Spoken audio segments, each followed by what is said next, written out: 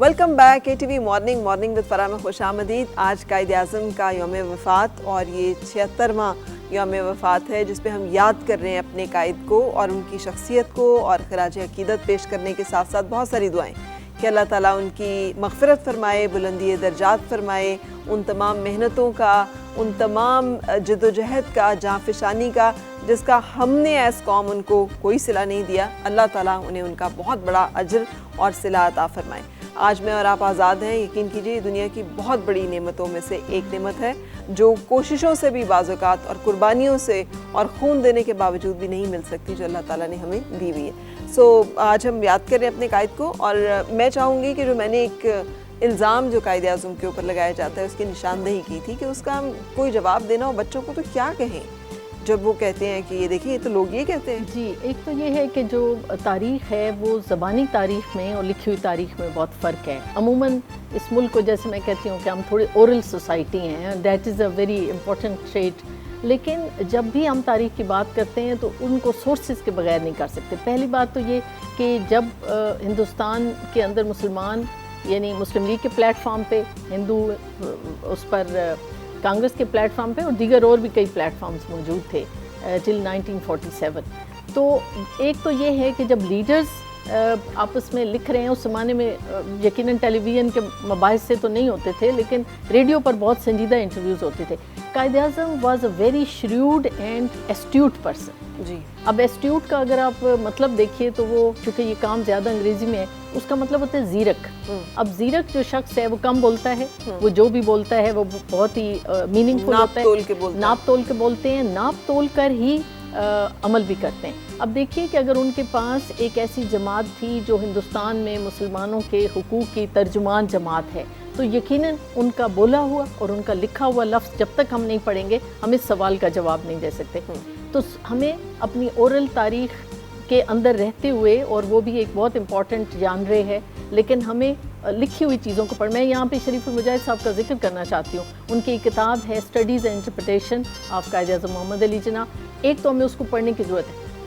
मुझे लगता है कि जो प्रोपेगेंडा है that is always done through a machinery.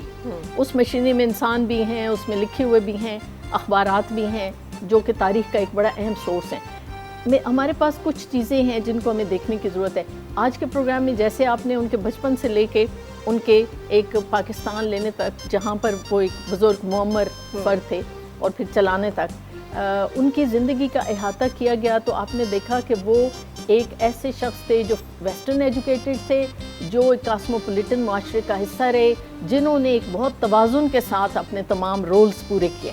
तो अब ऐसे शख्स को किसी एक मेजरमेंट तो आप कर नहीं सकते कि वो एक लीडर के तौर पे एक शोर मचाने वाले हैं, या वो एक लीडर के तौर पे अपनी कौम को, अभी हमने कितनी बातें की कि उन्होंने कंसेंसस के साथ शऊर दिया, एक पूरी कौम बनाई, फिर उसको एक मुल्क दिया। तो ये बहुत कम होता है कि ट्रेंड किया और ना ही इतनी कोई मोहलत मिलती है, तो यकीनन वो एक ब्लेस्ड मुसलमान है। अब जहाँ तक एजेंट होने की बात है, मैं इसके जवाब में as a student of history तो एक ही बात करूँगी कि हम जब तारीख़ अपनी पढ़ते हैं, पाकिस्तान बनने की तारीख़ को, क्या में पाकिस्तान की तारीख़ को पढ़ते हैं, अपनी आज़ादी की तारीख़ को पढ़ते हैं, तो उसमें एक एक्टर नहीं है, उसमें 3 एक्टर्स हैं। एक जो कॉलोनियल रूलर्स थे, फिर हिंदुस्तानी मुसलमान, हिंदुस्तानी हिंदू जो मुख्तलिफ पार्टियों पर के तहत जो है वो जद्दोजहद करें। आप देखिए कि उनकी जो कॉन्स्टिट्यूशनल स्ट्रगल है वो डोमिनेटिंग है। आप देखिए 1920 में वो गांधी को मिस्टर गांधी कह के बुला रहे हैं। गांधी उस वक्त लोगों के लिए, चूंकि वो एक एजिटेशनल पॉलिटिक्स हो रही थी, तो उसमें वो एक महात्मा की तरह थे। उन्होंने एक दफ़ा भी उसको महात्मा नहीं कहा, उन्होंने उसे अपना एक साथ का एक लीडर और कंटेम्प्रेरी जो लीडरशिप है उस तरह उसको मुखातिब किया। आप देखते हैं कि 1925 में मुख्तलिफ ऑल पार्टीज़ कॉन्फ्रेंस ने एक तजावीज़ जो भी दी, उसके जवाब में, यानी आप उनके रेस्पॉन्सेस देखिए जो कि वो कॉन्स्टिट्यूशनल दे रहे हैं, वो रेस्पॉन्सेस 14 पॉइंट्स की शक्ल में आते हैं। फिर आप देखिए कि जी पहली दफ़ा हिंदुस्तान में इलेक्शन हो रहे हैं, जनरल इलेक्शन, उसमें देखिए कि वो अपनी उस कैंपेन को जिसमें कि मुसलमानों के बहुत सारे फ़िरके और ज़्यादातर वो ग्रोह जो कि सूबाई सियासत में ज़्यादा मुहर्रक है, वो उसमें शामिल है।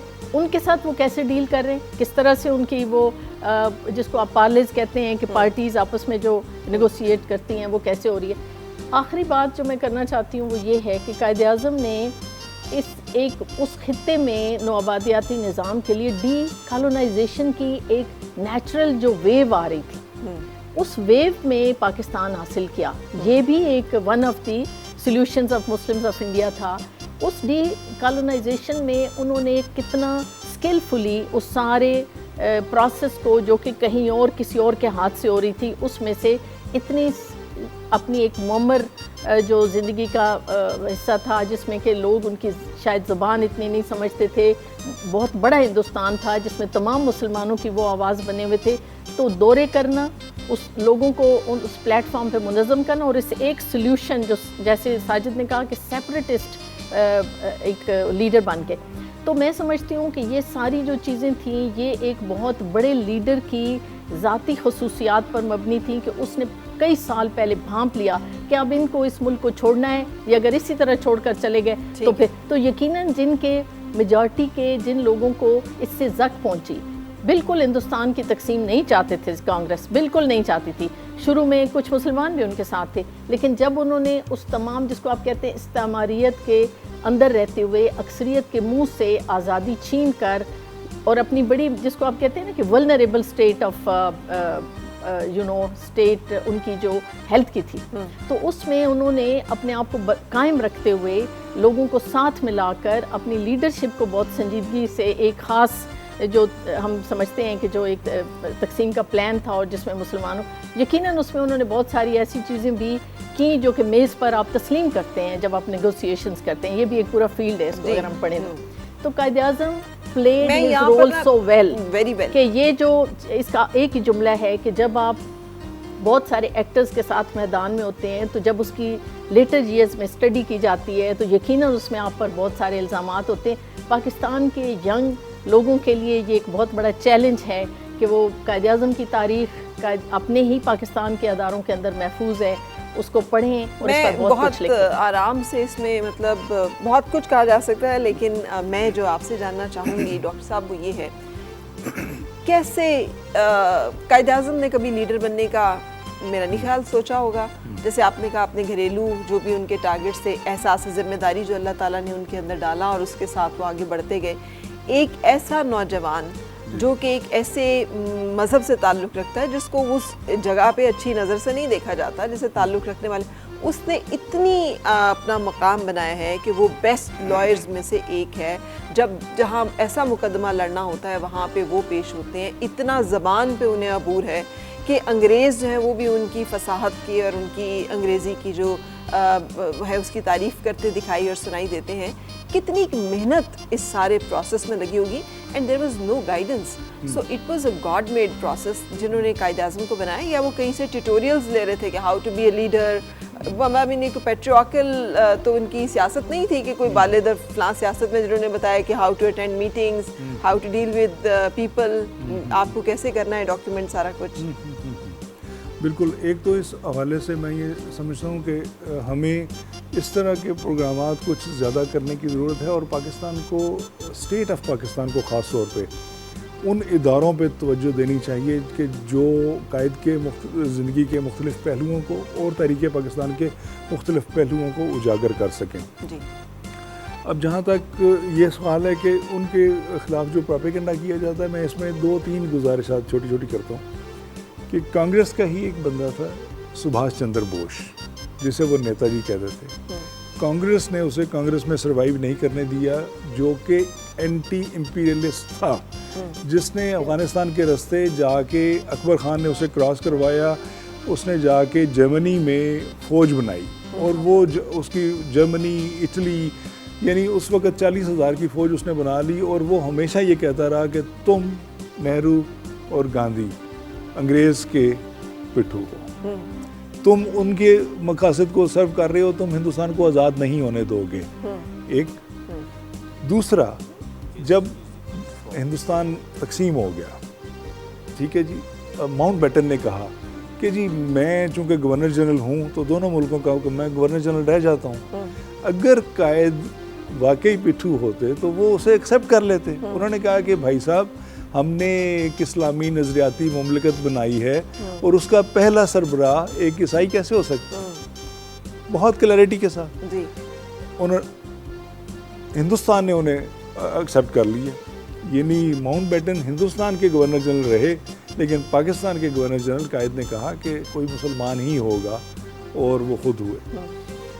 پھر ماؤنٹ بیٹن نے کہا کہ دیکھیں اب یہ ملک الگ ہو گئے ہیں تو ہم سمجھتے ہیں کہ ہندوستان کے مختلف طرح کے رولرز رہے ہیں. اورنگزیب بھی رہا ہے, اشوکا بھی رہا ہے, اکبر بھی رہا ہے. تو اکبر کی مثال بڑی اچھی ہے, آپ ایک پلورلسٹک سوسائٹی رکھیں.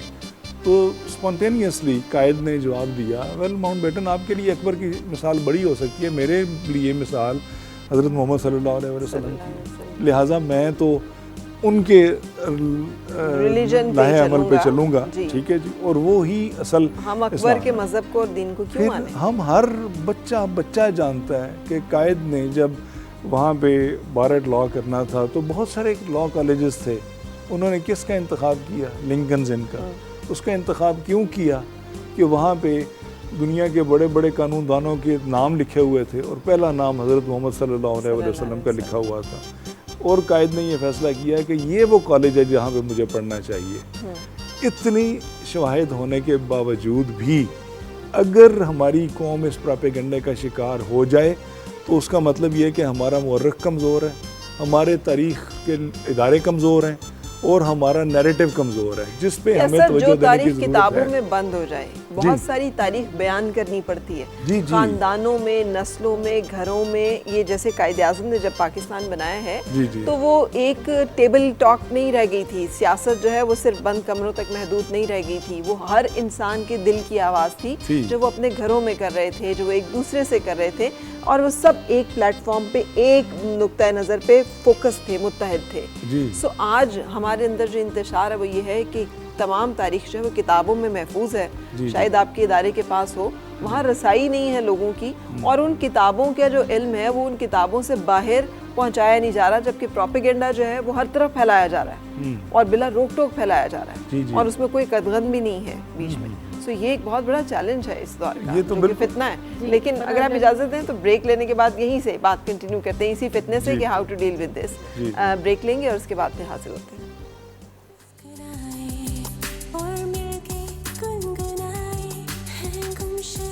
خوشیاں ساری وہ ڈھونڈ